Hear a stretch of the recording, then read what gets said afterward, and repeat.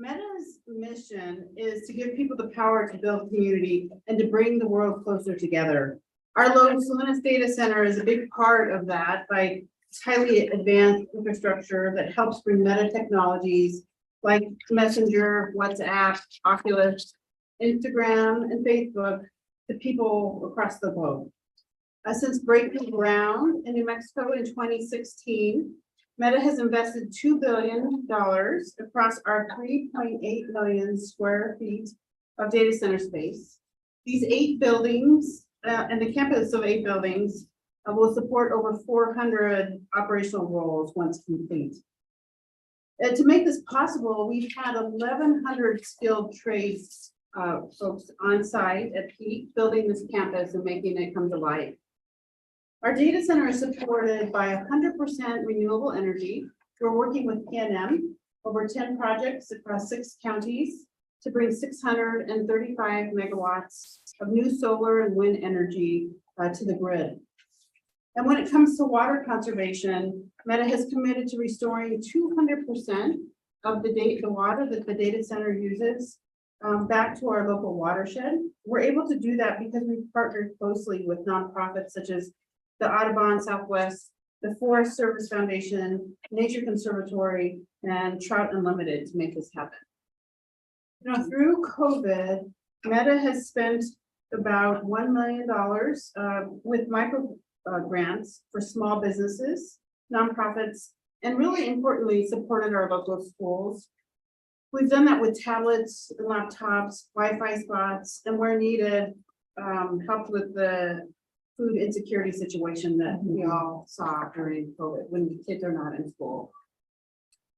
Los Lunas really is our home. And as such, we're committed to creating such a positive impact for the communities that host us. The Meta Data Center Action Grant, that program just awarded many grants last week. We're really excited about that. That supports organizations and projects to meet our community needs by putting the power of technology and the community first, helping with STEM education and online and offline resources. Over the last 5 years, we've awarded 80 grants worth $1 million just in Valencia County alone. And then last summer, in partnership with Be Greater Than Average and Dr. Shelley Kunig, which we'll get to hear from soon, very excitingly, Meta sponsored the Valencia County cohort of Girls Tech Program. The Girls in Tech Program is a national program, and it's great to have that here with 5th grades girls taking 3 STEM classes and being part of this cohort. It's a fantastic age at 5th grade to have these girls engaged in STEM areas. And then just most recently in January, Meta announced this 5-year partnership with the New Mexico Museum of Natural History that provided field trips for every 5th grade classroom in Valencia County. That's 53 classes. 5th grade, as you can tell, is a big target area for us because that's where kids are deciding where they want to go, and it's an opportunity to really get them excited about what's possible with STEM. We sponsored free admission for all Valencia County residents. 5,300 folks attended that to the museum, and we provided museum resources to ensure for the next annually for the next few years that the planetarium shows are updated and available. It's a well-educated workforce that focuses on STEM and critical trade skills is really important for our region's economic development. And all of you I know recognize that as well. Meta is committed to being a big part of that solution. And today's program and the speakers we have reminds us all that it really does take the whole community to make this happen and to bring our entire community into a resilient regional economy. So thank you all for letting me welcome you and be part of this. Let me turn it now over to Danielle for the next part of our piece here. Awesome. Thank you again.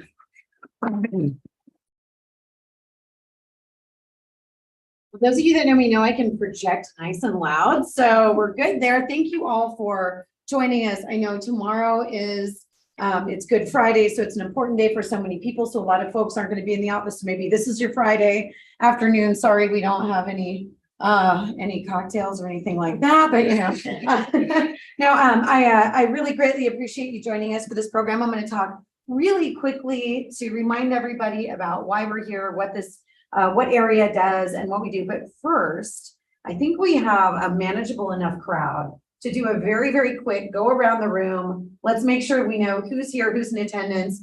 And I think we had an icebreaker idea, right? We want to know what TV shows you're binge watching in case somebody has a little bit of spare time. So if we can do that, I would love, I'm going to put Daniel on our team on the spot. And if we can just very quickly go around the room in 10 minutes or so and have everybody just your name, who you are with, and your favorite binge show right now. Oh, and then we do have a sign-in sheet so we can follow up with anybody with information. So Daniel, please tell everybody who you are, what you do, and what you're watching. So hello everyone, my name is Daniel Schmuck. I'm the senior analyst with Area, and right now we're watching The Mandalorian and Ted Lasso, just like whichever one is like available right now. Good afternoon, everyone. David Williams with Meta Community Development. I stole my lasso and Mandalorian. Daniel Sanchez, Operations Manager at the New Mexico Workforce Connections Center up in Albuquerque, with regional, the central locations here. Zero TV, a bunch of volunteer sports with kids in softball, basketball, baseball, and then school on top of that for myself and my wife. So, So you're looking for tips or you don't have to pick one. Good afternoon, I'm Michael Vogel. I am with UNM Valencia Workforce Training Center, right across the highway. Also Zero TV. I'm kind of out in the mountains more than anything. Great, wonderful. Ma'am? Hi, everyone. Mary Tiemann. I'm the Director of Operations for Area, and I really am not binge watching anything, but I am watching The Crown again, waiting for the next season. Hey, hi. Hello. Hi, my name is Savannah Hoover. I'm the Senior Economic Developer with the City of Albuquerque's Economic Development Department. Great to be here. Sorry I'm late. And I think I understand the prompt. I really love Ted Lasso right now. So All right. You catch on quick. I love it. Shirley Lee, Air Force Research Lab at Kirtland Air Force Base in Mexico. Not been watching anything right now, but the last thing I did was 1880. Right on. Leslie Dodds, also from Air Force Research Lab on Kirtland, and I'm in watching Poker Face. Melda Terrell from the Air Force Research Lab. I don't really watch TV because I like outdoors. I go camping almost every weekend. We got a lot of lovers of nature here. Makes me feel bad about my indoor activity. We go to the back. We start back with John. Hi, everyone. I'm Johanna from San Francisco area, and recently I just finished my photo. All right. Good afternoon, everyone. I'm Hilma Chinowith. I'm Director of Business Development for the Garcia Automotive Group. I also have been served as President of the Board for Explora. That's why I'm here partially. And Ted Lasso, Poker Face, Wednesday, Daisy Jones and the Six. It might have a little bit. I'm Connie Beagle, President of the Greater Albuquerque Business Alliance, former science teacher and lobbyist for Spitzer. And I've been watching this series, but I can't remember the name. It's about a VR and a doctor in New Zealand. Ah. And it's really cool. Great, I'm Kristen Lee. Hello, I'm the co-executive director at Explora. And shrinking. The one right now. Oh, yes. Yes. Hi, everyone. I'm Sonia Lara. I'm with United Way of North Central New Mexico. And I would say ditto to everything you just said, and I would add Abbott Elementary. Oh, good one. Hi, Shannon Johnson with the Cal Ripken Senior Foundation. 1883, rewatched The Crown because I'm also ready for the new season. And I also just finished Dead to Me. Oh, yeah. Hello, everyone. I am Kristen Gamboa, Senior Economic Developer for the Village of Los Lunas. I just finished Daisy Jones and the Six. So good. I want to restart it. But I actually just restarted Game of Thrones for some reason. There you go. Too extreme. Chad Matheson with Area. We just recently completed The Mosquito Coast as well as Echo 3. So those were our two favorite to binge. Can we start with that, kids? Oh, you Oh, welcome me. so much of- Anything you want to share about binge watching? I, person of interest, not current, but very interesting. Hi, I'm Ashley Wagner, the New Mexico Public and Government Affairs Advisor for ExxonMobil, and I recently started in Ray Donovan. Hi folks, I'm Rob Dilcampo. For me, hear from me a little bit in terms of binge watching. I have 2 kids. I have no control over them. To the lively table. Thank you. I'm David Foster. I'm on the board of Rainforest Innovations. And I am just decompressing from watching March Madness. I really appreciate all of the suggestions. Hello, I'm Art Papadakis, City Councilor for the City of Real Communities.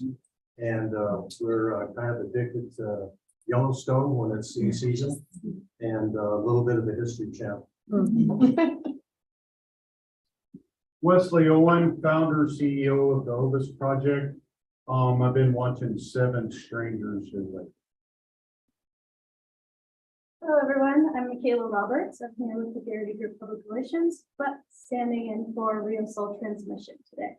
And I've been watching New Girl because they're about to take it off of Netflix. Oh, good. All right. Wanted to get it in before. Grab you guys back in the corner there. Beth Waldrop, Business Expansion Manager for area. I'm watching. I am Grant Taylor. I do business development for area. I don't know if binging is quite the way to describe it. I typically will watch a show while I'm cooking dinner. It took me 6 months to watch the X-Files, so I feel I'm kind of several decades behind. But I got them all in. All right. Afternoon, everybody. I'm Dr. Shelley Gruden with Art4 Creating. And this probably will not come as a surprise. I am re-binge watching BattleBots in preparation. I have a team of adults. Most of you know me as the robotics with kids, but actually on a team, and we have it's top secret, but look for us soon. Good afternoon. I'm Beth Pendergrass. I'm the Chief Communication Strategy and Engagement Officer for Rio Rancho Public Schools. I also was hooked on the NCAA finals, particularly the women's games, which were wonderful, but I've started the Night Agent, which is a really fun series on.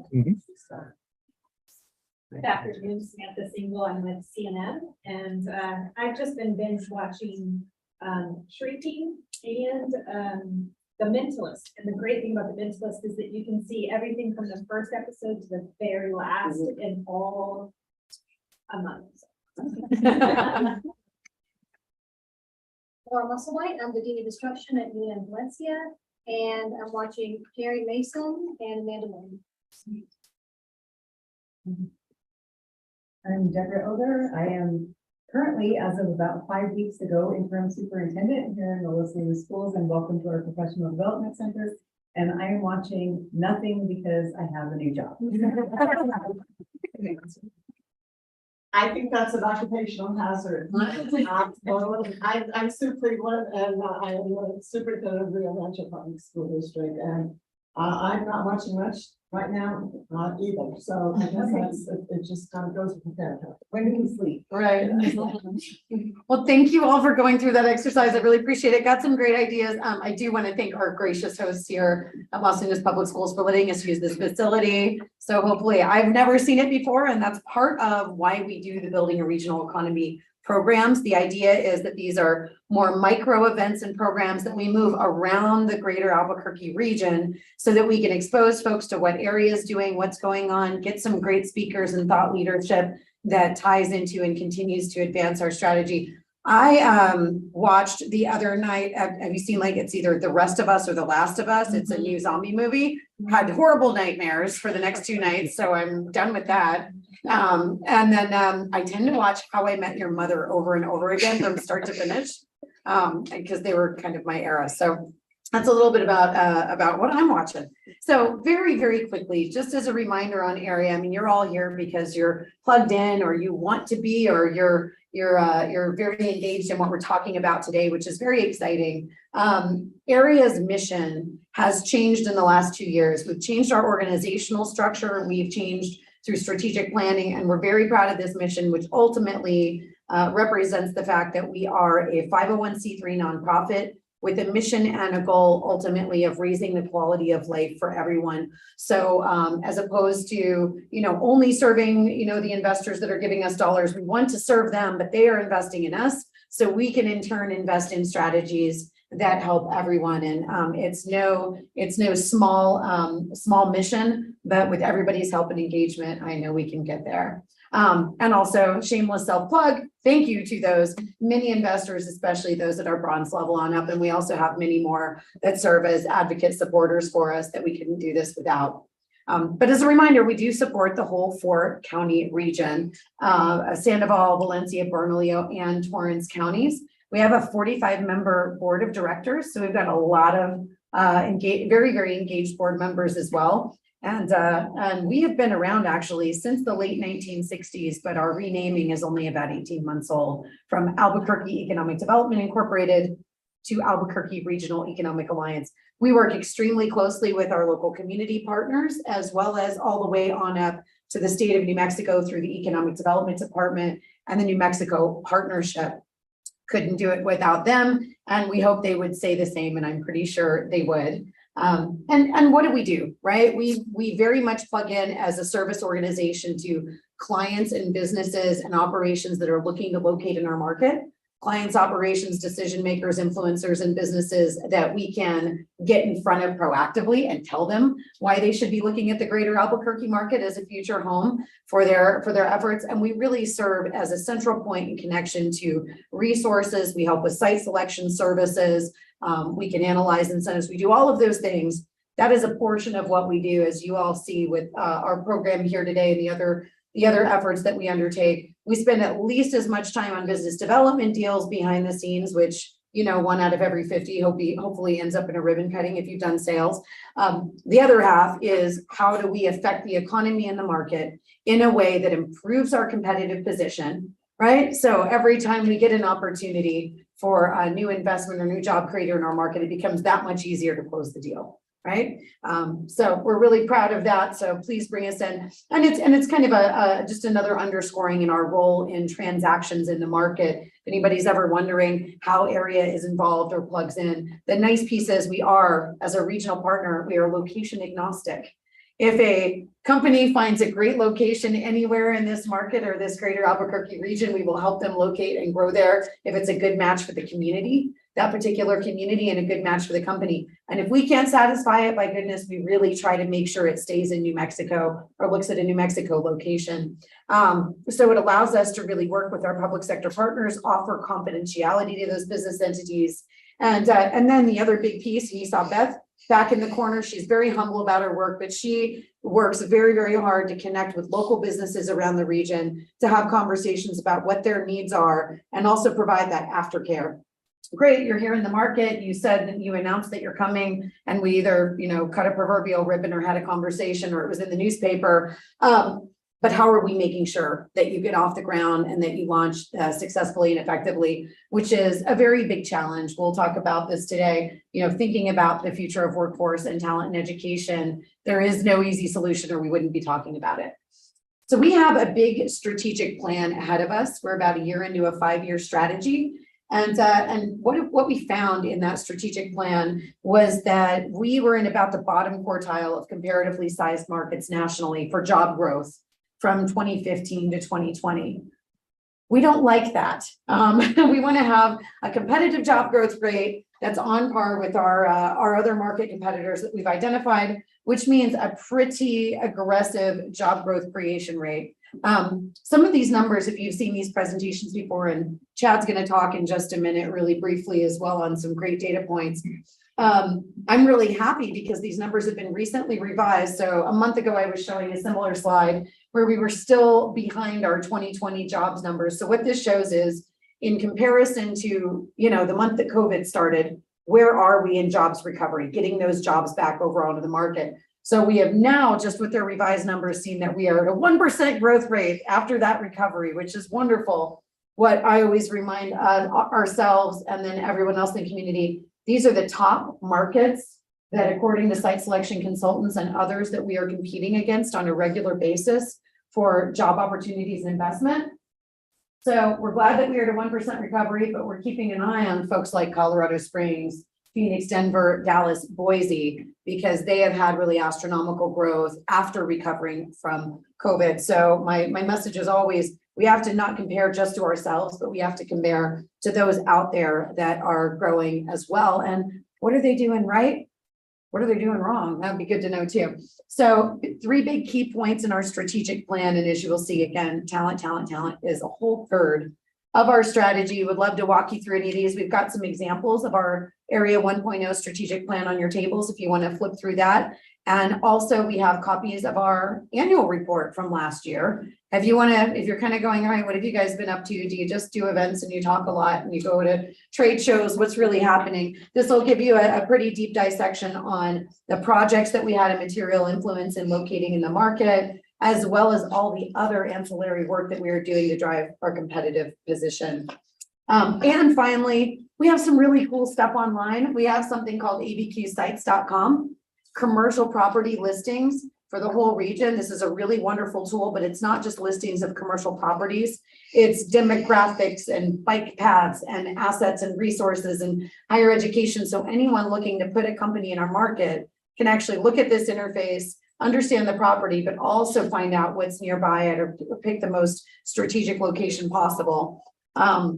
And we are just about to finish launching and syncing that with all of the commercial real estate listings in the state with the commercial association partners. And then we also have an online jobs board. So this is something we really, really encourage our partners to use, because we are then taking these jobs and doing very, very targeted marketing to individuals in occupations that we have a shortage of in our market, and marketing it to them. So if you've got people in occupations that we know we don't have adequate numbers of talent for, but they're in maybe LA, and we know it's going to be way better for them to come here and work for our companies, we are leveraging that. So with that, thank you again for being here. That's just my really high level intro. I want to introduce Chad Matheson. He's our Vice President for Economic Competitiveness here. I always refer to him as our in-house economist. He is so much more than that. We're really thankful. He joined us more than a year ago, brought the family out from Memphis, originally hailed out of the East Coast in Virginia. Anyway, really thrilled to have him. He is also leading a tremendous amount of work with our new advisory councils that we've been standing up. So if you ever have any questions or interest on that, please ask Chad. So he's going to very quickly give you some awesome data that only he can do. So thank you all. So for this specific discussion, being STEM, being the importance of STEM skills in the context of workforce, we wanted to provide some context, some data behind STEM growth, particularly on the demand side of the equation, and how that fits into the context of opportunity for a lot of the people that are coming out from our K-12 institutions and our higher education institutions as well. So I have some data-rich slides. A lot of it's going to be too small to see considering the size of the room, but I'll kind of walk around and point to what we're looking at on the slides themselves. And we're going to start on the left-hand side of this slide here. What we're doing is looking at demand. And demand in this instance is defined by online unique job postings from firms that are looking for specific occupations that have been historically designated in a STEM category, right? We're looking at it historically, so we're looking at growth over time cumulatively. So we've indexed it to 2012, so the past decade. How much growth has occurred for STEM occupations regionally against the United States? And this number is definitely going to be too small to see, but what you can see, Greater Memphis as an MSA is this blue line here. Cumulative growth in demand for STEM occupations has expanded 200% since 2012. That's over and above what occurred in the United States, which just expanded at about 140%. Right, so looking at it from a macro perspective, demand exists and is growing exponentially, particularly over the past 5 years. Right, and as you can imagine, you kind of heard me mention kind of the historical definition of STEM, kind of looking at the science and the technology and the engineering and mathematics. You can imagine that those top career areas are certainly the information technology, right? You see a lot of demand for that, certainly over the past 5 years. The engineering, the research and development that we have such a significant presence of, as well as what I think Ms. Single and I were talking about earlier, the presence within manufacturing and production-based industries. And looking at the intersections of manufacturing with research and development, which we have unique strengths for here within the region. So that's really important to look at. These are the top 10 across the broad category of STEM, across those kind of those 4 career areas. And you can see that really the number 1 that's being posted for really kind of orients towards those computer occupations, right? But even still, looking at number 3 in terms of the top 3 of the 10, mechanical engineers, right? You see down there, industrial engineering technicians. And more importantly, for us as educators and economic development partners, thinking about the upward mobility that can occur in an entry-level position and how an individual can get a more advanced position over the course of their career. So with that, we wanted to kind of introduce, the concept that not all STEM occupations fall within the research and development vertical, right? That's not fair. Of course, STEM exists in all occupational capacities. And right here, we're just highlighting just really the top 6 that occurred over the calendar year 2022, right? So as an example, as you can see, as we probably could expect, given the anchors that are in our market, kind of the innovation drivers, if you will, professional and scientific technical services really led the way by the raw count of postings over 2022 for STEM talent. So look at number 2, right? Manufacturing, nearly 2,000 postings in just 2022 for STEM talent. But more importantly, what I think is kind of impressive is looking at the 5-year growth in postings for STEM talent in those industry verticals. Right, so you can see while manufacturing posted nearly 2,000 over last year, that is up 165% from 2017. Right, so as we communicate opportunities for STEM talent to our future workforce, it's really important to understand the breadth of available opportunities across industry verticals. And that's where we get to see some really exciting data and begin to visualize some very exciting data to say you don't have to just work for company X in industry Y, right? There's very meaningful high wage opportunity in a variety of industries for STEM talent. And that's really exciting to see. I was poking around a little bit just before this meeting here, because I thought it was interesting to showcase construction. Even for STEM talent, less than 500 postings, but 235% growth over the past 5 years. And the number 1 occupation in demand in the context of STEM for constructions was software developers. Now, isn't that interesting? Right? And so what kind of a capability or capacity that we have in-house here is to then look at a specific industry vertical, at a specific occupation, and dig into the skill requirements that are inside those postings. So we can, in a very real sense, communicate with our partners what's in demand by way of employer language that's been posted for in the context of these job descriptions. So those are some pretty exciting data points that we wanted to share. This is also pretty interesting. On the left-hand side of this slide here, we're looking at the requirements from both an educational attainment perspective, as well as the years of experience that are required within these postings. And again, we're concentrated specifically on STEM. What I think is fascinating about this slide in particular is the years of experience. 43% of postings for STEM occupations across all industries only require 0 to 3 years of experience. That's pretty wonderful in terms of someone who's getting into the workforce that just received a credential or a degree. They completed it through a degree program that doesn't quite yet have the breadth of experience under the belt that will be required for a middle manager and above, of course. But there's enough density of demand for entry-level STEM workforce across industry sectors that an individual can move laterally to achieve upward mobility. And that's very important when we think about long-term career growth for our future workforce. On the right-hand side here, we're looking at a comparison of really just kind of the specialized skills gap. So what are the skills that are being requested of a position? And how do they line up to the presence of that skill in an online set of professional profiles for that specific occupation? As it relates to STEM in our market as a specialized skill, the number one specialized skill is Python, which is a programming language for developers, right? Software developers. But you can see here, even from a software skill perspective, more of an enabler more than anything, the number 3 skill is data analysis, right? So understanding data, synthesizing data, communicating data, designing data, and being able to take that to a leadership group, right? Or a set of stakeholders and understand the insights that the data are saying related to a business operation, just as an example. So this slide, in essence, just articulates what we had just said, right? The reality is, I think for any of us in this room, none of our career pathways have been linear, right? We have all taken horizontal movements to achieve a breadth of skill development that complements our longer term trajectory. And that's really, really important as we think about STEM in the context of opportunity to industries and those industries that we want to intentionally grow long term.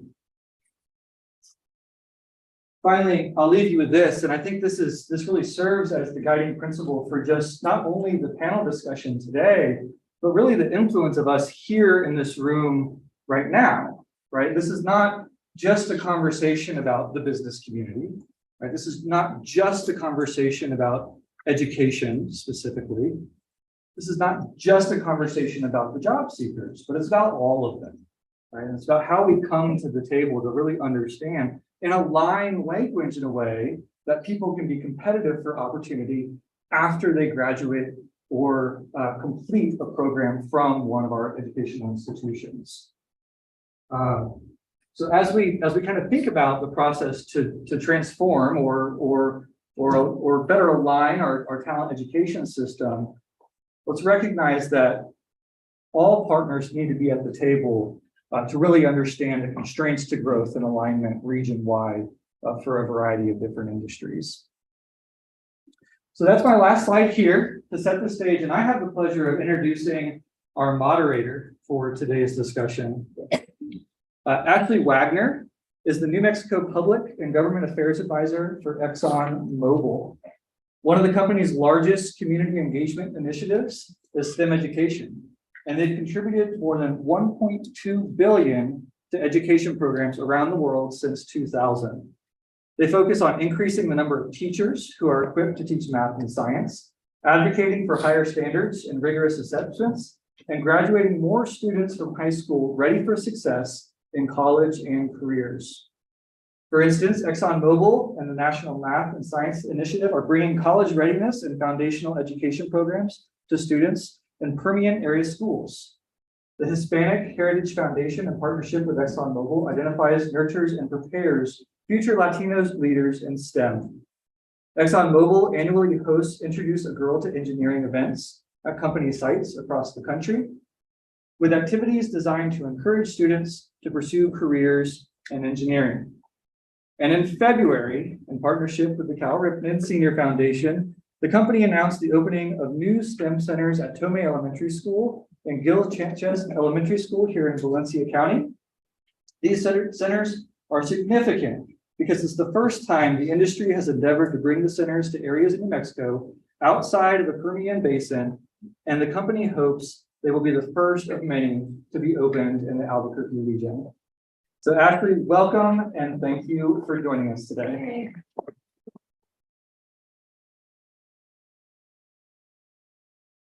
Thank you, Chad, for having me today. And if I can welcome my panelists up to the front, please. I would love to introduce you.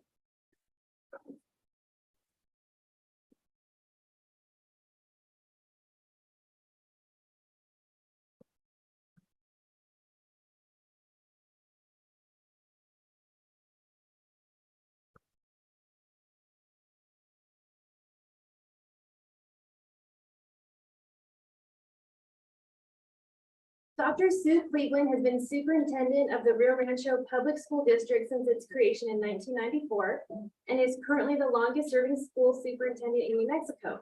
During that time, enrollment has grown from 5,900 to about 17,000 students, with the number of graduates exceeding 10,000.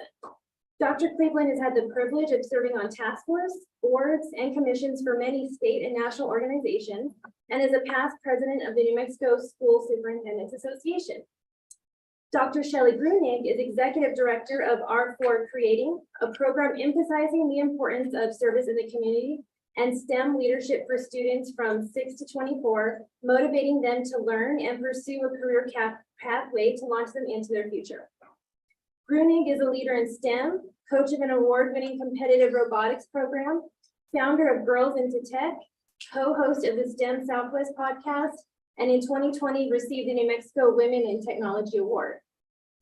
Dr. Deborah Elder serves as interim superintendent at Los Lunas Schools, where she established the Learning Innovations Office, which builds on the talent to implement instructional innovations that accelerate student learning. Prior to Los Lunas, she held the Office of Innovation and School Choice in the Albuquerque Public Schools. Dr. Elder is also a performance coach for principals with the New Mexico Public Education Department and serves as adjunct faculty with the University of Southern California Master of Arts in Teaching program. Dr. Samantha Single is the Vice President for Workforce and Community Success at CNM, where she leads the college's comprehensive strategies for employer and industry engagement, student and graduate work-based learning and job placement, and strategic community partnerships. She has 25 years in higher education, with 21 of those at CNM. The Albuquerque Journal named her its 2019 New Mexico Woman in Business and Education honoree, and Albuquerque Business First selected her as a 2018 New Mexico Woman of Influence. I have a round for our panelists. Thanks all for joining us today. We're excited to see such a range of expertise from around our region's education system. I'd like to start off by giving you all a chance to provide some opening remarks on behalf of your organization. Okay. Well, thank you very much for the opportunity to be here and talk a little bit about community college and higher education in our approaches towards focusing on the STEM workforce. CNM has, as you all know, been providing the skilled workforce for our community for more than 55 years. But we do that work in partnership with the University of New Mexico, with our other community college partners across the state, but also in partnership, obviously, with our school districts as we think about that pipeline of children coming into post-secondary. It takes all of us working together to think about the economic opportunities and how we're aligning education skills to meet the needs and ensure that we're providing economic prosperity and growth for the individuals, and at the same time benefiting businesses. We're really excited about what's happening right now at CNM as we continue to focus on rethinking the traditional community college and how we can approach our the skills needs and the requirements for businesses to be able to thrive. It has to be something different than what we've always known in terms of education. As we think about boot camps for IT skills and think about pre-apprenticeship models for line workers and think about things that really create connections both towards our K-12 partners and towards our business industry partners, and not forgetting the fact that individuals have pathways to transfer to four-year institutions. I'll talk a little more later about some of the specifics, but exciting to talk with you all today. So thank you. Well, thank you for having me here today. I am very excited to get to serve the Los Lunas community in this capacity. I have been here for the last 2 years as Chief Academic Officer, and so I'm not coming in new. I'm just coming into a new role. In that time, we've really refocused post-COVID on kind of around looking at our graduates and looking towards making sure that every student graduates with the knowledge and the skills and the attributes to succeed in any path that they choose. And let me sort of break that down for you a little bit. We know, like we saw on the slide, that students our graduates are not going to go and get one job and keep that job for 35 years.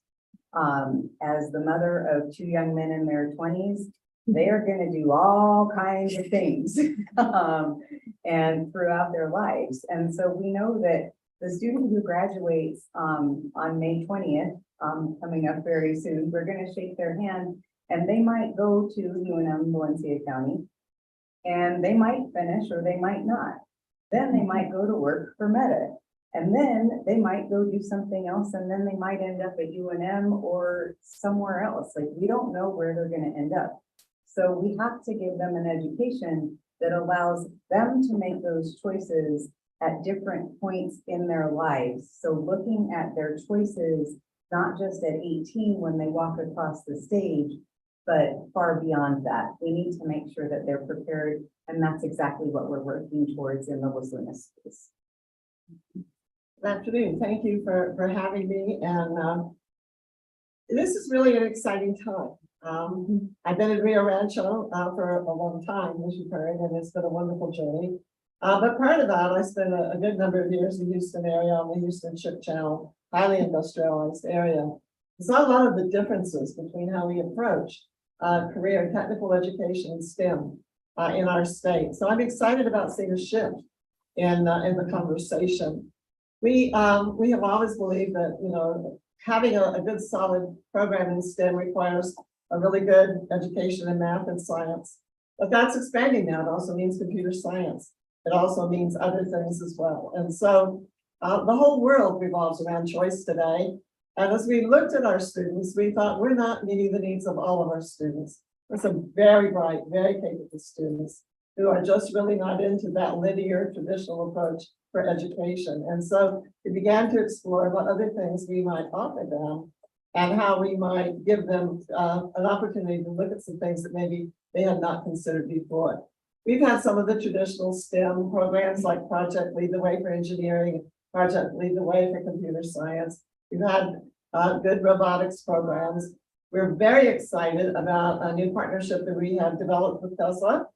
And they are going to be working with one of our high schools on expanding and enhancing our robotics program there. And they have brought some wonderful new ideas. And so as we welcome into our region, there's another partner. We also are undergoing a major renovation and expansion in Pell. And so Beth and I thought we'd go and ask them what they needed and what are the most pressing needs. And so I thought what they were going to say is more engineers and more clean room technicians and some of the things we had heard over the years. And they said, well, there's just one thing you could do for us, get us pipe fitters. And then number two would be electricians. And if you can work in construction trades areas, all of those would help us a lot. And I thought, well, that's not what I was expecting to hear. I appreciate that. And so then I picked up and I talked with the CEO of Sandia. And I asked him, you know, what is it that you need? And he talked about the things we've said, engineers, a lot of the traditional things. But he did say one thing that I thought was very interesting. He said, we hire almost every skilled tradesman on the spot when they walk in the doors. So, you know, looking at, you know, CTE, career technical and STEM, I think those are just melding together today. I think, you know, as HVAC is very highly technical, we see those boundaries just kind of melting away. And so we began to think about those programs in a little bit different light. Because very quickly, one of the things that's very exciting that's going on in our district right now is we did purchase a building that we are making our skilled trades center. And we have had a lot of CT programs in Rio Rancho over the years. But one of the areas that we saw was really lacking was the skilled trades areas. And it was several years ago that the United Way Central New Mexico Board brought a team in to tell us why people weren't even looking at us, why we weren't even making the list. And I remember there was a long list of things that they shared with us, but one of them was you have a lack of a skilled trades workforce. And they explained to us how many left New Mexico in the Great Recession because there was no work here. And many of them never came back. We also heard from one of the Hewitt-Zollars folks who said the average age of a surveyor in Hewitt-Zollars, which of course is a huge surveying company, is 62. And he said, and there's nobody behind them. There's no one coming up. So we've got an aging problem. We have an exit problem. And now we're needing to rebuild. My last comment is kind of a little bit offline and maybe a little bit of that soapbox, which Beth kind of addresses with me sometimes. But one of the real problems we have in New Mexico is that we don't recruit and retain our kids. We have some very talented young people in the state, but they get grabbed up and taken out of state very quickly because we lack some of the systems, for example, that I saw in Deer Park outside of Houston many years ago. And so that need to connect with with our companies and industries to keep our kids here. Because if we don't, there are plenty of other folks around that will grab them. We spend well over, with higher ed, well over half the state's entire budget on education to educate the workforce of Texas, Colorado, California, and Arizona. That's not a great investment, if you really look at it. So also improving our pipelines and trying to build those relationships with all of our companies and industries. So we all do a better job in ensuring that our kids have the opportunity to stay here. They may not choose to do that, and that's fine. But many of our students would stay here if they had better opportunities quicker before they get grabbed out somewhere else. And let's see, I think that's it for my opening comments. Hard one to follow, Sue. I think that it is really critical. Agree with you on so many points there. With R4 Creating, we really believe that these partnerships throughout the region are really critical to the future development of workforce. And with a background in workforce development myself, and later becoming a STEM educator and supporter of STEM education, that is one, I founded everything that we do on this whole belief that we need to do better for our kids, but we also need to be connecting them with their community. And that is connecting them to opportunities, to employers, but it's also connecting their hearts to experiences that they can be part of and make a difference in their community. I think oftentimes we underestimate the power of youth. And our young people today are ready to do hard things and really make a difference. And so we need to create a better flow for that. And so that's one of the things that we really look at in trying to address our workforce crises, because we're not the only state, the only region facing these challenges. So how do we do that and create, like you were talking about, Samantha, the pipeline that starts at pre-K and goes all the way through to effective launch into life and into employment. And so at R4 Creating, we've been working with a lot of workforce development programs and creating a lot of innovative approaches along with partners. We just really truly believe in partnerships in that way, whether it's through the Hyperspace Challenge or the Robotics Training Institute with CNM and AFRL and Sandia National Labs, and or partnering with Girls into Tech, with Meta and LANL and many other organizations. And so we're really excited to be working on some amazing programs coming forward. We've been doing good work for a long time in the community, but how can we then continue to attract and grow that future workforce? And we are currently now partnering with some other organizations to launch a STEAM Center of Excellence, adding in that important piece of art and new media arts to really help communicate and help develop communication skills. Most employers say one of the biggest things they're looking for are problem-solving skills, right? So how are we developing that? And how do we need to rethink education that maybe hasn't changed since the Industrial Revolution, right? Like, what are our models and how can we look at those and think about what are best ways and best practices? And I think there's a lot of opportunity for that. What are some key STEM initiatives happening in your organizations, and what gets you excited about the conversation today? And we'll start Dr. Single again.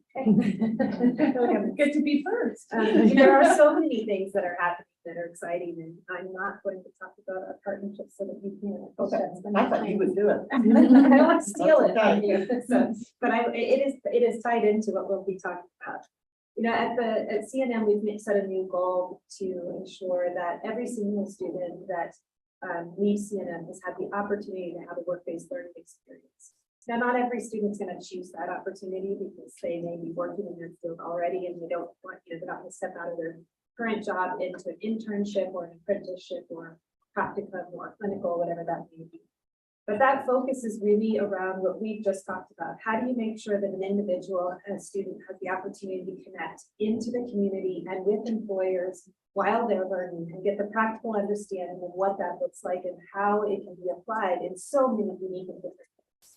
I'm super excited about it because I think it shifts away from this idea that students that might be in a liberal arts pathway or a very traditional transfer pathway don't really get the chance to connect to the employment and the opportunities and the employers in the community until they make it through that bachelor's degree, or maybe late in their four-year program, they might have that internship opportunity. That makes a difference. And where we've seen it make a difference is in the engineering pathway.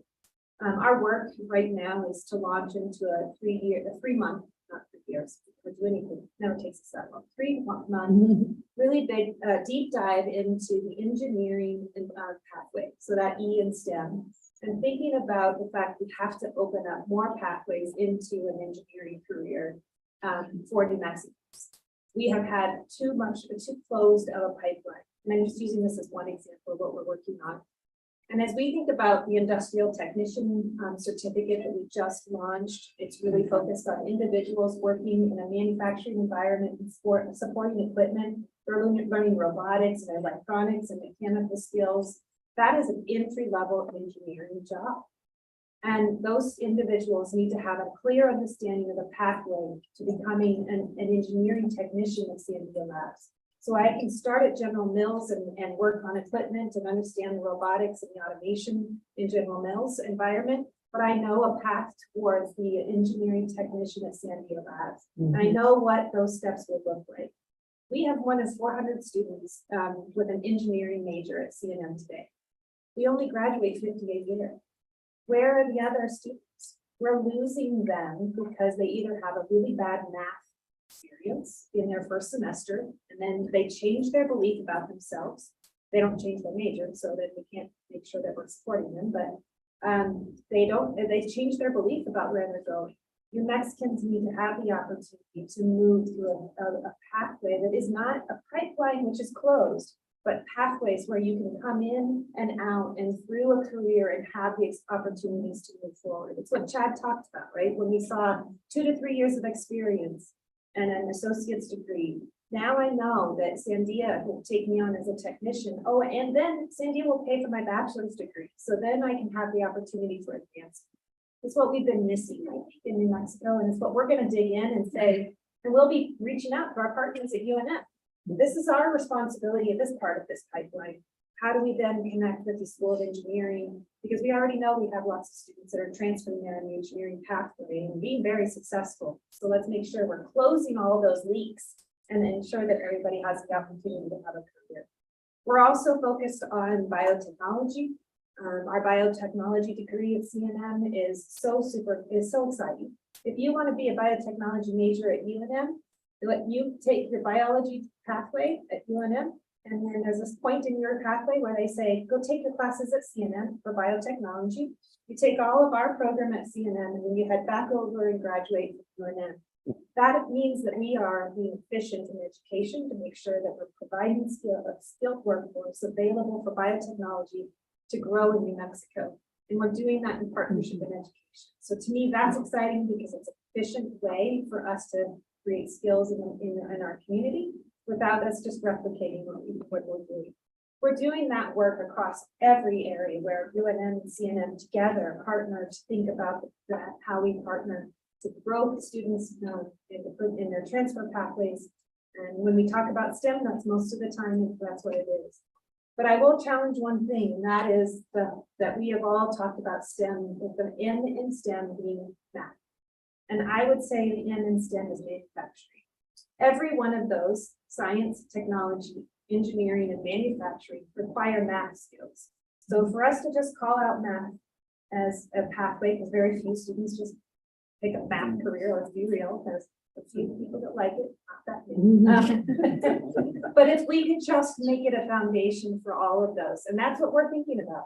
How do we make sure that every single student at CNN has a successful first math experience?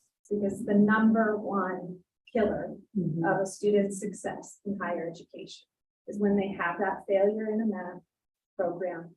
So how do we think differently about it? That's what gets me excited, because if we can shift that, every kid that comes from any one of our school districts can feel that we can feel in that first time in higher education that they can be successful. My last big thing that I'm excited about, and no one, my partners up here won't be surprised, is dual credit. New Mexico's dual credit outcomes are phenomenal. We haven't celebrated this as a state. We haven't talked about the incredible asset we have. High school kids can go to college for free. And we don't celebrate that in New Mexico and utilize that to ensure that kids are on an early pathway to outcomes and opportunities for careers and for their college success. And if you look at the kids that have access to dual credit in high school, whether that's to take a welding class or to take some crazy physics class or quantum math course because they're a whiz kid, those kids matriculate into the post-secondary pathway and then they complete at a higher rate and they complete faster. And that means our taxpayers' dollars are going further for us. Every single time we can reduce their time to the completion, we are all benefiting in this community. Employers get that individual faster and we pay less for that individual's education. So we have to figure out how to make sure that dual credit can grow so that we can make sure kids coming out of high schools already have a head start to the career and college success. That's what I'm excited about. Anyone else want to jump in? Sure, why don't we just go down the line? Well, I'm gonna actually build on to the dual credit because we've been working very closely with UNMBC on aligning our dual credit pathways. What we really want to see is kids finishing high school with something in addition to a high school diploma. Whether it's dual credit, whether it's a workforce certification, something goes with them. And what we see with our students, especially our first generation college students who engage in dual credit when they're in high school have a confidence heading into college that they don't get in any other way. They know they can do it because they already did it. And to prepare them for that dual credit, we have to have really rigorous high standards for all of our students from the time they walk in the door when they're in pre-K and K. And we need to build on that year after year after year. Kids show us that they can do so much more than we ask them to. All we have to do is set the bar a little bit higher, and you know what they do? They jump even higher. And so we're really working on that rigor and that expectation in all of our classrooms. I would also say that coming out of COVID, we have a different way that we think about technology in classrooms. And long ago in my past, I was the principal of a technology magnet school, an elementary school. And so what I've seen is things as technology has developed, COVID happened, all of a sudden the educators got this innovation muscle that we didn't know we had. We had to flex it and we had to work it a lot. And COVID was hard and teachers were tired and those muscles were sore, right? And so when we came back to in-person learning, the inclination was to say, we don't want to do any of that technology. We did that a whole year. It was hard. My muscles are sore and I just want to get back to normal. Well, guess what? There's no back to normal. Okay. And it's not normal for us. It's not normal for our kids. But what we found is that we're able to use the technology tools that most of our schools had already. And I will say Los Lunas was uniquely prepared for COVID, having no idea that a pandemic was coming, because the dedication to technology in our classrooms was that high pre-COVID. So we were very close to one-to-one devices. We had a lot of the infrastructure in place. But it was that switch in that thinking about technology as a cool, fun thing you do when you're finished with your work, to technology as that cool, neat thing that enables you to do your work from anywhere, anytime, at your own pace. And we're bringing in more and more systems and support to be more adaptive in our approach and more personalized in our approach to learning on a day-to-day basis with technology. In addition, this year we have launched a career exploration initiative in grades K through 12. And that has been amazing. Students do kind of a self-assessment of their strengths, and so they find out, do they tend towards being realistic or artistic or investigative or enterprising. We look at, but they take an interest survey, and then going back to the rigor, they start to get material to read that's very customized for their interests, for their strengths, but it's all nonfiction and it's all around different careers. So I was in a 5th grade class last week, and I asked the kid, well, what's your RIASEC code? And he said, well, I'm enterprising, social, and investigative. Awesome. So what are some careers that you're interested in? And so he pulls out his list, his top 3 careers, and he says, well, the one that sounds really cool to me is, and this is elementary kid, photovoltaic installer. And I think that's really cool because it has something to do with solar. And we have solar panels out here in the desert outside of Valencia High School. And he talks all about it just from what he's read through a more customized program. And so we're really getting kids exposed to different careers that they may never have heard of in any other way, piquing their interest. And then the next step is to tie the content that they're learning in their classroom, that the math Samantha, to how do you use the M to help you accomplish things, solve problems, and create the things that you want to do in your future. So those are a few of our recent initiatives. Now, I shared some of our initiatives earlier, and I won't repeat those, but I do want to build on a couple of things that have been said. Dual enrollment has been so important to our district. It has opened the doors to so many kids to get started early. And looking at the whole STEM and career technical spectrum, we are realizing that we've got to start with our young people in elementary school. And middle school is already a little late, and high school's way too late. So starting early and introducing them to the opportunities that are there, they are exciting. And our students do look to the future and they think, what could I do? The one thing that has come out of the pandemic is this whole idea of choice. And we're really struggling with that right now, because students across this country, in our state, but everywhere, are even trying to decide whether they want to go to school anymore. We are seeing, they think, well, maybe part-time I want to stay home, and part-time I want to be in the classroom, and maybe I don't even want to go back to the classroom. I want to do some other things. And so as all of those things shifted, we're now trying to figure out how to respond in a positive way to that. And how do we make the most of it? But it's been really, it's just been amazing at how attitudes have changed. And you're absolutely right. Nothing is the same as it was before COVID for us, for schools. And we are trying to find that way to get our students refocused and to give them a pathway for the future. I talked about our new CTE center.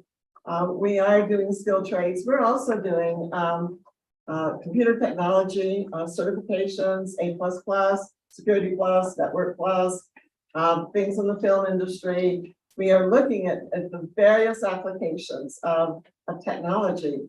We really hope our next step and our second part of our partnership with CNM will be the health professions, because there's so much technology in the health professions today, so many opportunities to do things there. And like we've had a nursing program, we've had some other health profession related programs. We really are needing to rethink those. It's a whole new opportunity for our students today. I think one of the shifts that we're seeing right now in our district is we used to have electives. You remember back, and bring my water. We had electives, and electives were great. And they were exploratory, and they were, things where students were interested. Thank you so much. And we still need that, but we really need that more in middle school. That's where exploratory kinds of activities really belong today.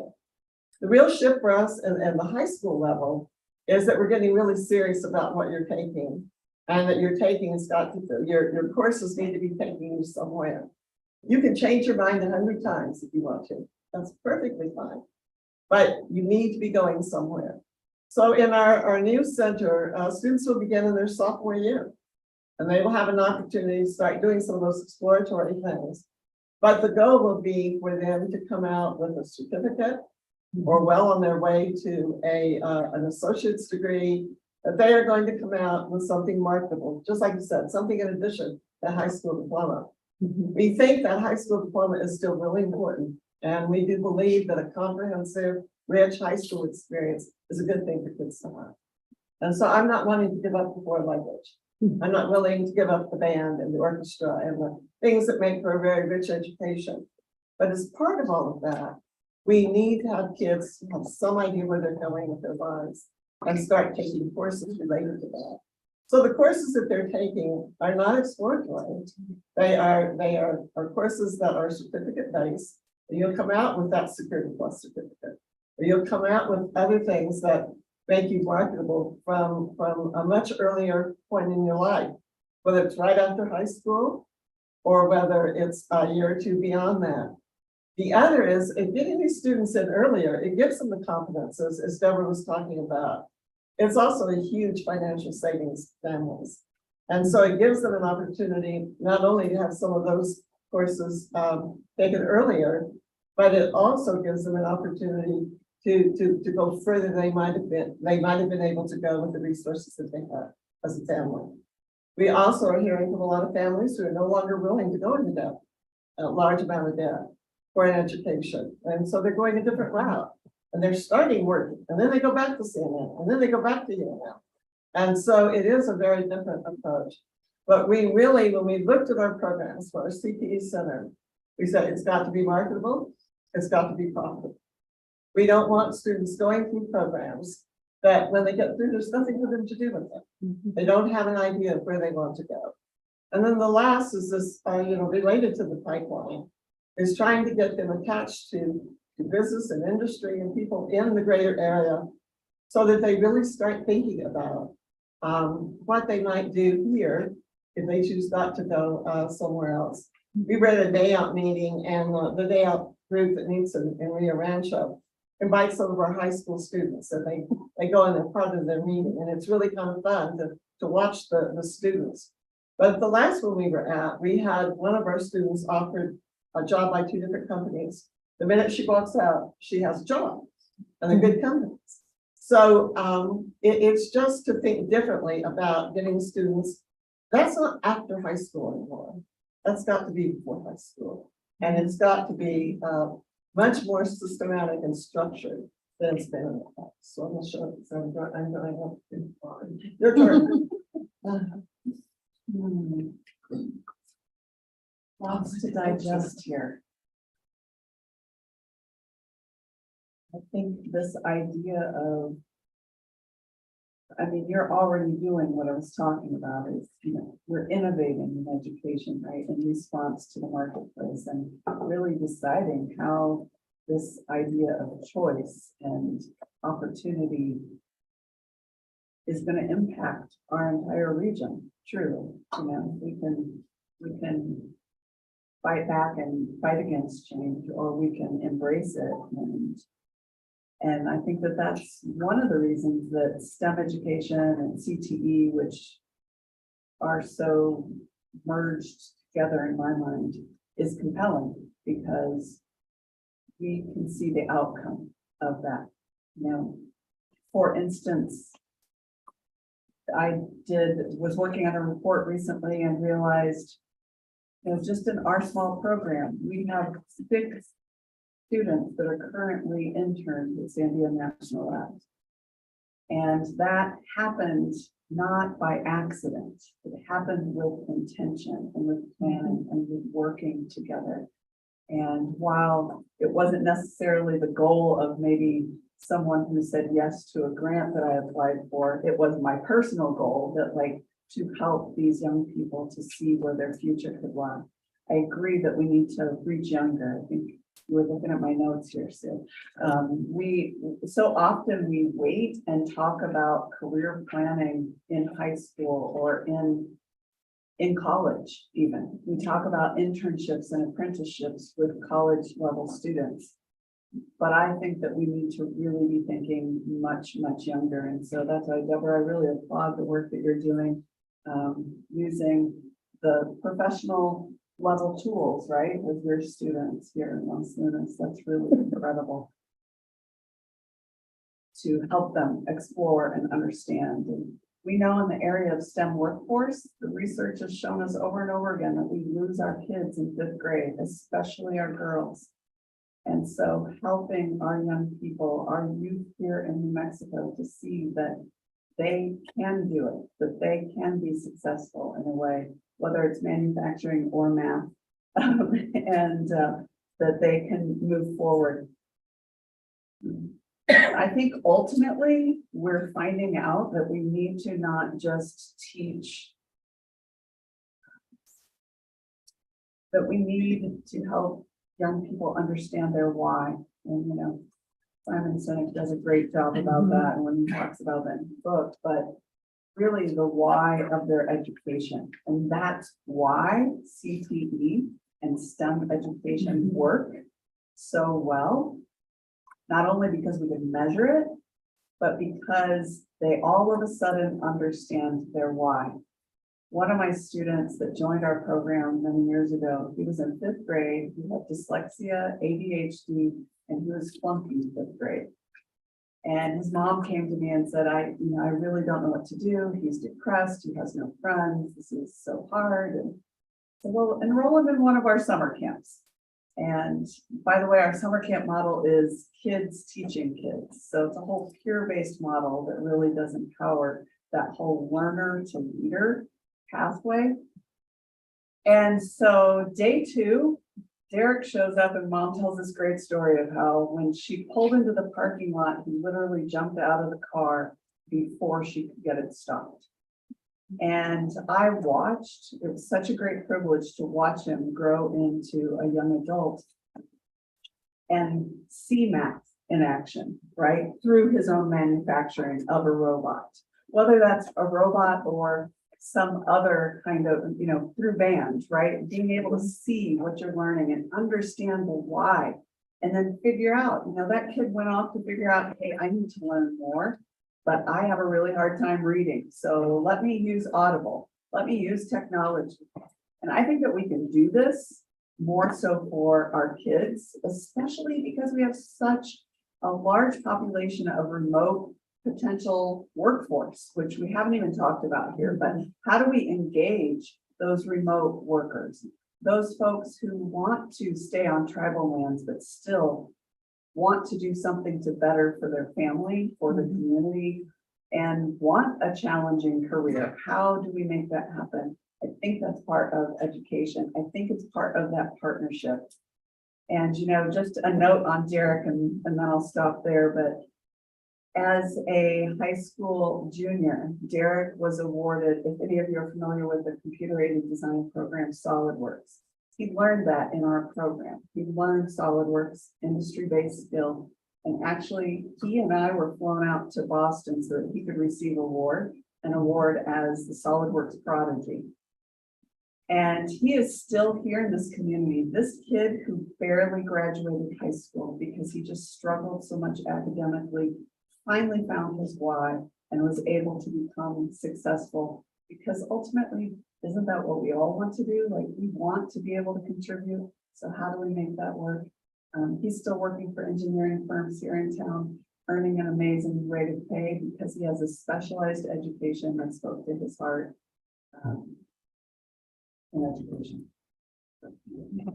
We'll do one more question.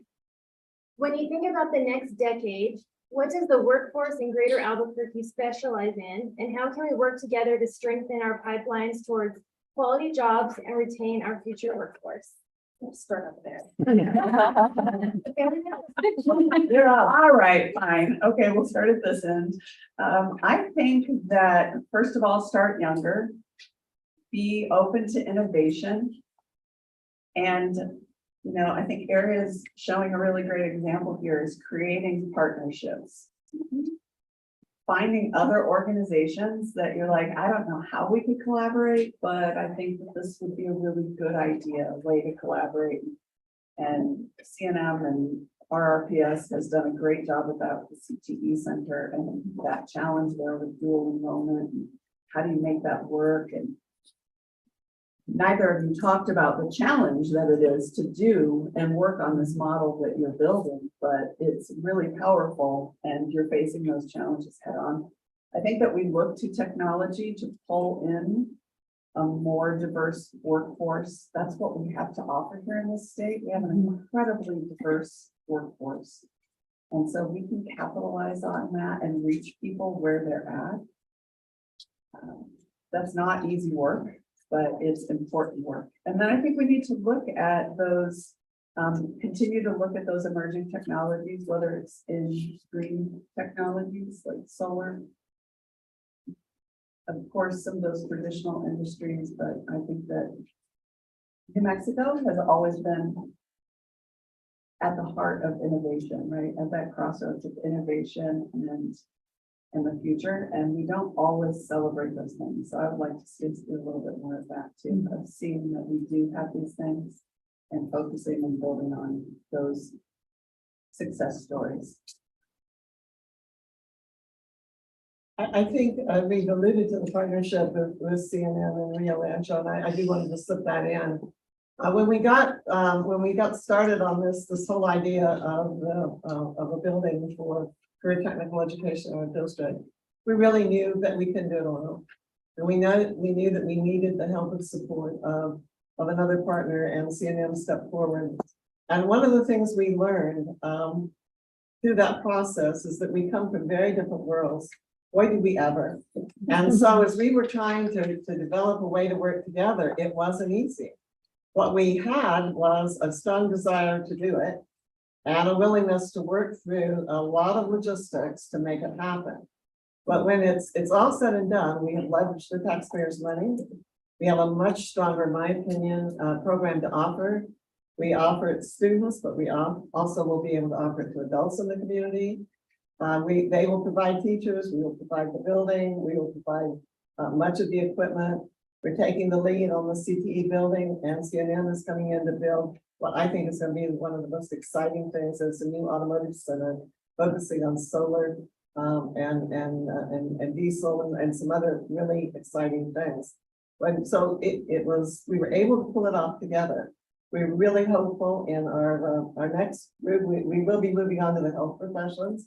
We have two hospitals relatively close in Rio Rancho, Trails Rest and the UNM Sandoval Regional, and an opportunity to really do some exciting things in that area.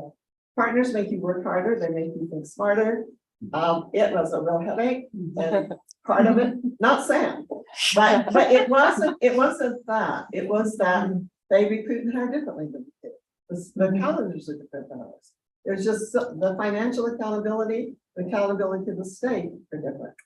But what we came out with is something that's better than I think we've seen, and I hope it'll help others who may want to go through that same process. So partnerships. The second thing I would just add very quickly is to keep the conversation going in Santa Fe.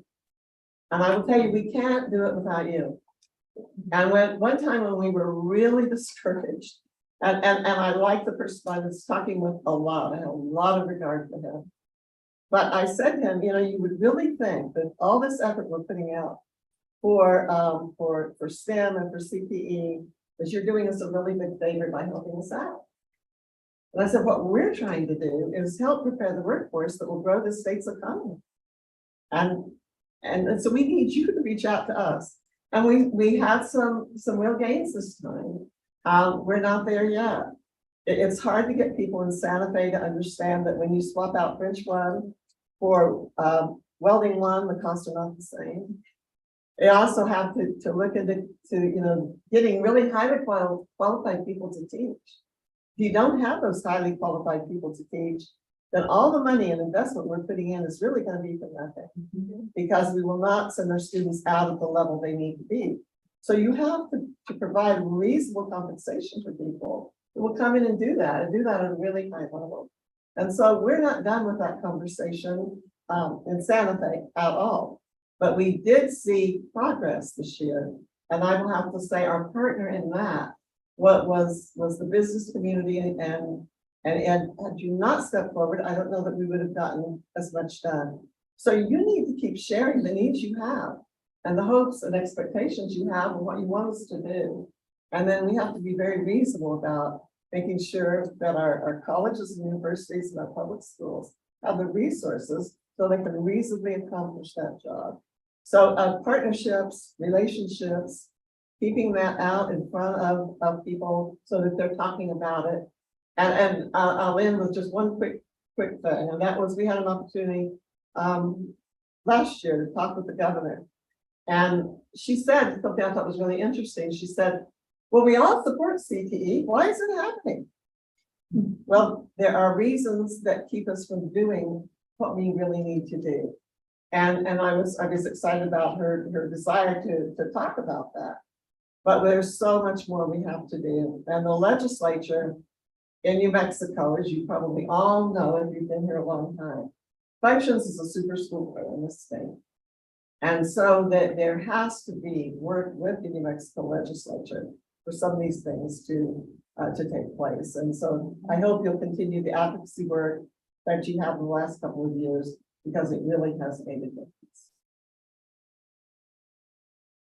Yes, to everything Dr. Cleveland just said. I'm having a hard time adding on to that because some of those thoughts were. We just steal from one another. I know, I do. You have all the good ideas. I do think that the biggest thing we can do in pre-K-12 to support the growing economy in our state is to think of ourselves as a 4-year-old's first encounter with an HR department, right? So we are the HR department. Our human resources come to us first, right? And they're curious about absolutely everything. And they want to know how things work, and they have problems they want to solve when they're poor. And those problems become more sophisticated the older they get until they walk the line when they're 18. And so if we can equip those students with the knowledge that they need, as well as the skills and attributes, but if we focus on just the skills and attributes and leave out the knowledge, we're churning kids out who really aren't workforce ready, because you have to know something to be able to solve problems. And so I would really go back to literacy is foundational. We know that the outcomes for young people and older people who are not literate are terrible, not just for the individual, but for the society. So I think that reading is absolutely key. And I think that we're headed towards a crisis level in literacy in our state. Fortunately, we started that early work in the early grades for early reading. But we've got a whole batch of kids in that middle, early high school that didn't get that. And so getting a literate workforce with a high school diploma, the high school diploma needs to signify something, right? Not just that you sat through 24 classes and you skated through with the 60%. So we've got to indicate some competency. But I think a literate workforce, a mathematically literate workforce, a scientifically literate workforce, and a workforce that has had the opportunity to kind of design their own projects, and they know how to do things and accomplish things using the knowledge that they have, would be the best gift that we in public ed could give to the workforce of New Mexico. I'll add one sentence, because I agree with everyone, which is that those individuals understand what skills, competencies, and knowledge they have, and that they can articulate that to get the job, to compete for it, to show that New Mexicans are the right people to get the jobs rather than individuals reporting to us. Thank you all so much for participating in today's discussion. We appreciate your investment in the region. And I'll pass it back to Danielle.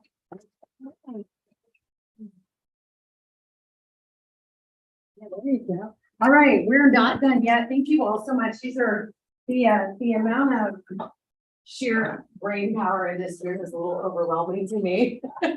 But these are exactly the types of partnership conversations that we're excited to have, and bringing everybody together and discussing it is how we move forward. So I'm very excited. This is kind of a fun impromptu, a little bit of an informal discussion, but when we think about the work that Area is doing and how we are working to create all of these partnerships and look at solutions. So what I always want everybody to walk away with any of our programs with is a bit of a call to action or a takeaway. You learn a lot of amazing things. You open your mind a little bit more to what's really going on, because it's easy to have a snap judgment or an opinion when you haven't really peel back the onion, right?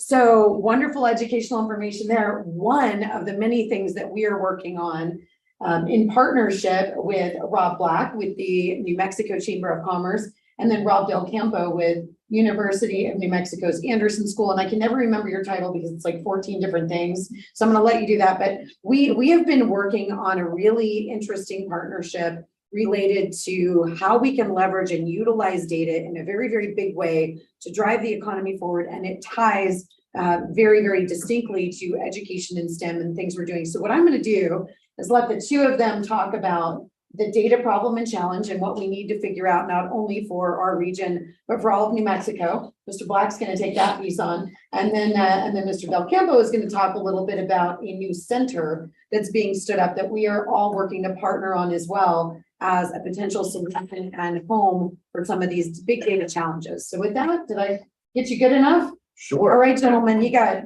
15 minutes. Take it away. Thank you. And I'm going to take it straight sideways. First, thank you, Daniel, for inviting me to be here. It's been great to be a partner with Area, with the New Mexico Chamber. I think we are very synergistic organizations, and it speaks to some of what was being discussed about how the power of that collaboration. I was at a conference this week, and I heard someone talking about the superpower that humans have. And I was like, what's the superpower we got? And the superpower that humans have that is unique is the ability to collaborate. The ability to work together to enhance the things we do. And it really is a superpower, because that's how you get stuff done. And it's through that sort of collaboration and engagement that we can do super things together here in the state. So it's been a pleasure to work with Area on that. But I would be remiss to go straight to the subject, because I was so intrigued by the conversation that we just had. And I wanted to make a couple of comments and food for thought for our collaborators in the education world, because from an employer's perspective, what you're doing is so essential for the next generation and creating the ability to have prosperity, to be able to have a career that keeps those kids in our communities.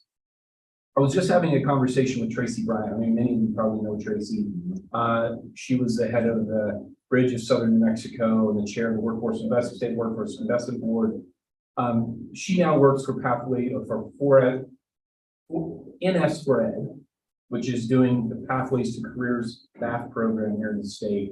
Amazing career-based math education programs. They just did a big survey of all the teachers and students that they're working with. And I wanted to share one thing, because I think it's part of a marketing problem we have. We did a lot of conversation around STEM or STEAM or what that means, what it's an M. When the kids were asked, do you want to do a career in STEM? They all said no. Not all, but only about 14% were like yes. But when shown a list of careers that they would like to do, most of them were STEM, but they're scared of the word for some reason. And maybe it's a confidence issue, maybe it's something else. But I think we have to reimagine how we talk about these kind of careers with our young people so that we don't turn them off immediately. And so I throw that out just as a point of reference and something to think about. Because as I was thinking about STEM, STEAM, because I do like STEAM, I also like to move the S to the end, because you have teams. And the teams are what you. Teams are how you collaborate in business, right? You never work alone when you're in a professional environment. Teaching kids how to use those STEAM techniques, skills, that training you're providing in a collaborative, problem-solving environment. Those teams, I think for me, really help for an employer mindset. So with that, I'll jump off that high horse. I was just so excited by the conversation. So thank you for indulging me, Rob. So what does the M stand for? That's what really, where do you stand on that argument? M&Ms. Oh, okay. Chocolate. Sorry. Again, we have to do some marketing. on Okay, this, right? gotcha. Math or chocolate? I'm gonna go with chocolate. And so Rob and I have had this conversation publicly a couple of times, and it's difficult because I try to be Rob number one, make him Rob number two, but he's, there you go. But I will say, from a business perspective, we have a problem in New Mexico making decisions. And that speaks to what Dr. Cleveland was talking about. Businesses making decisions on kind of what a smart place to locate, why they locate there, but also policymakers, why they make the decisions they make. And part of that problem is we don't have good data to do that with. And that's not actually true. We have good data. It's just not accessible. You don't know where to find it. It's all over the place. How do you use it well? And so what that tends to mean is we are making decisions off of gut instinct. We think this will be good for the state. We're not sure, but we think it will be. So we pass it, we spend a lot of money doing it. And then a few years later, well, did that work? I have no idea. We don't have the data. We didn't think to collect it. Or we collected it in a way that doesn't make it useful for decision making. And that has been I think, a systemic problem across our governance of how we do governance, but also when a business wants to make a decision and they ask Danielle, what's the electrical load in this area? This dispensable electrical load. How easy is that to figure out? What is the pipeline for your workforce needs? What's the transit time? All of that sort of data becomes really important around deciding where somebody's going to go when they're making those sort of decisions. And so I had the opportunity to, and this is not something I like to brag about, but I was in Texas and I was at an event and there was a presentation from a group called the Texas 2036 Project. And they showed a presentation there that had all of that data I just mentioned, electrical, accessible electricity, transportation levels, healthcare, there's deep dives into accessibility and affordability to healthcare by county throughout the entire state of Texas. And then they could compare it to other states. And when I started thinking about that, I said, this makes it much easier to make a decision. So I came back to New Mexico all fired up, like, we need to do something like this. Called Danielle, called Rob, and they're like, we're already working on it. So UNM was already months ahead of anything I had ever thought of, maybe years ahead, long time. But it's exciting again whenever you can find those collaborative partners who see a similar vision. And so Danielle has been working to help us maybe find a home for some of what we're talking about. Rob's really thinking about what are the tools and ways to build out that, or that what can fit in that home. And then I'm busy trying to figure out what I can get out of the home and use for businesses to make, to help grow the economy here. So with Rob, I'll throw it over to you after that. I hope I didn't confuse people by what I was saying. But this Texas 2036 project is a way to present in a dashboard form really detailed, useful data across multiple platforms, across multiple state, federal, local databases that policymakers and businesses and educators can use to make decisions. Yeah, absolutely. Thanks, Rob. And I'm definitely only going by Rob number one. We'll just fight it out, arm wrestle for it. And thank you, Danielle, for using my circa 2006. You're so welcome. and, You're so welcome. This reminds me of my youth. I appreciate it. But anyway, but what Rob is saying is really important, and I think I'll bring it back to the themes we've heard from about today.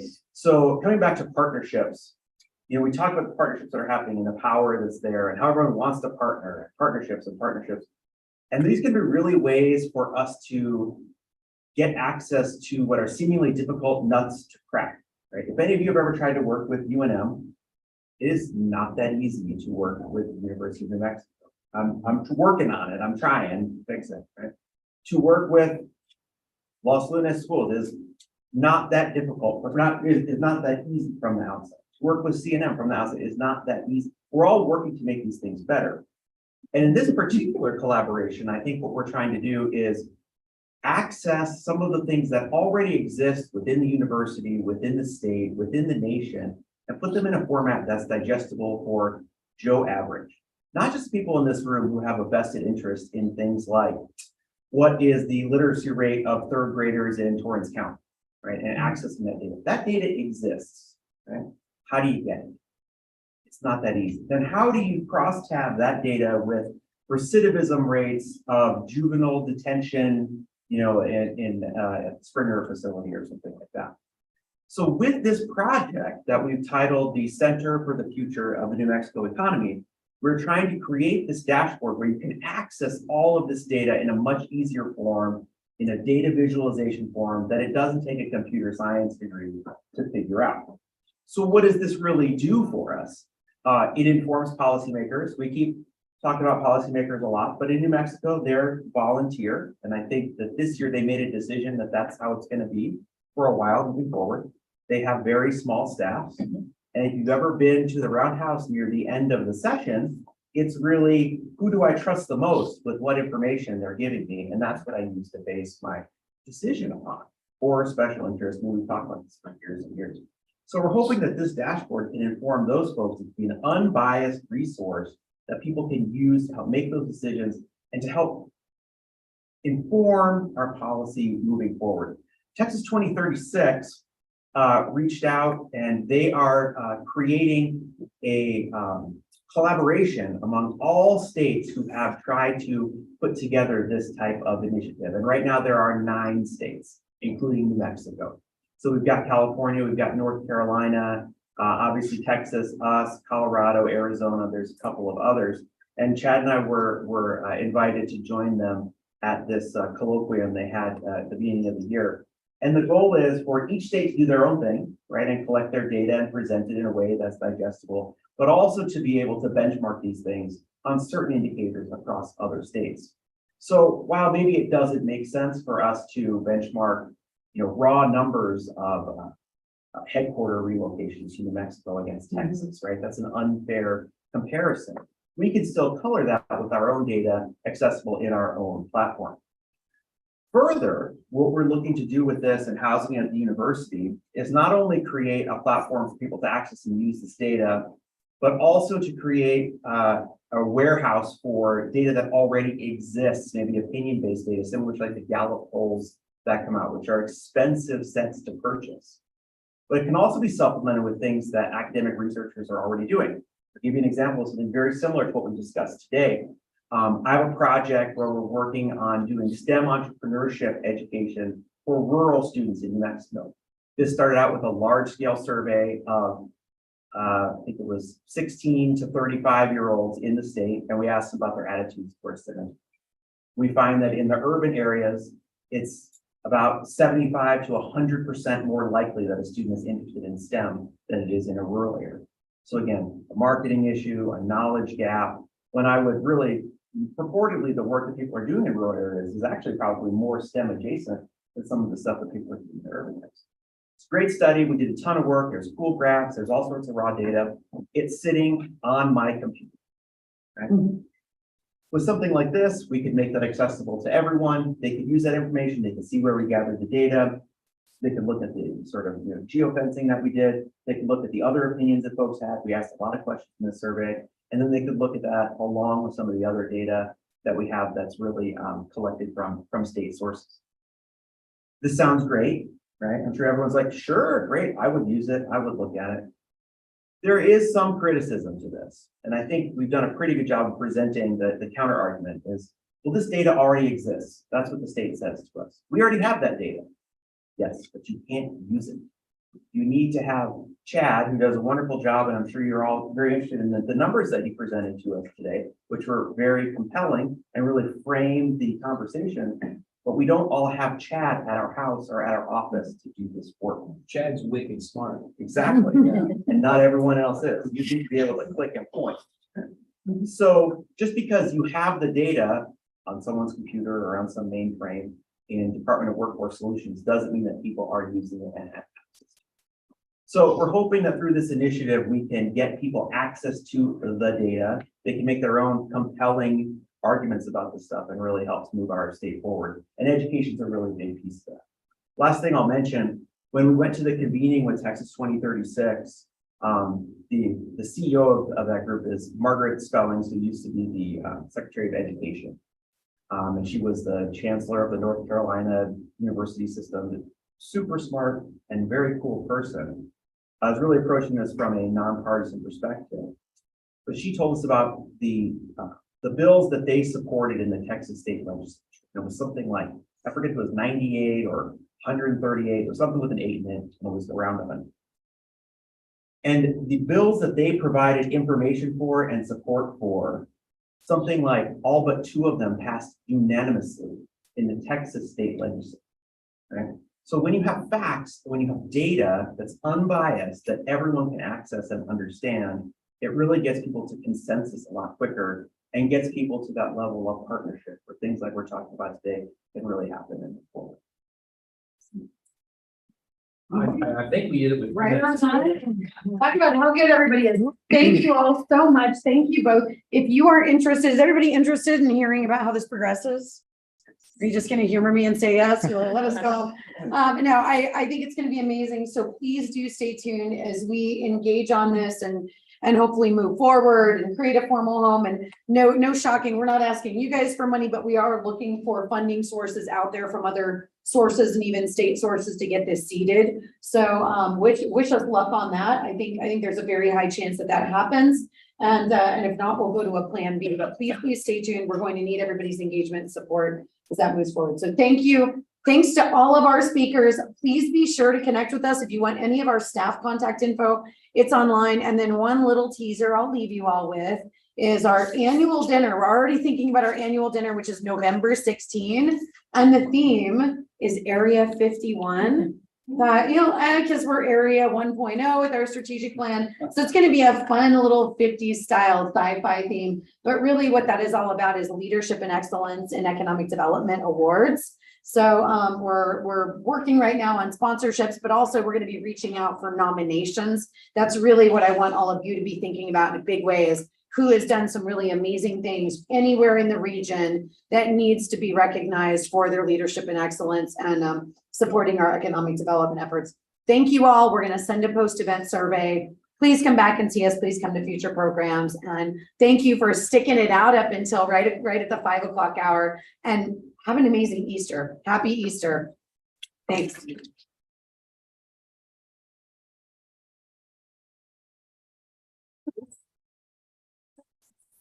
you so much. Thank you so much.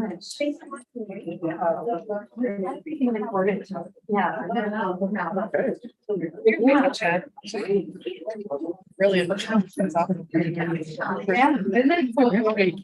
good to see you. How do you last week? Doing the thing. Meta. So we're doing. Yes.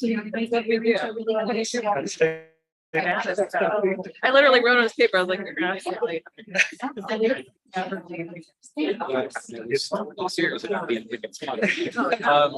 Item 2 then.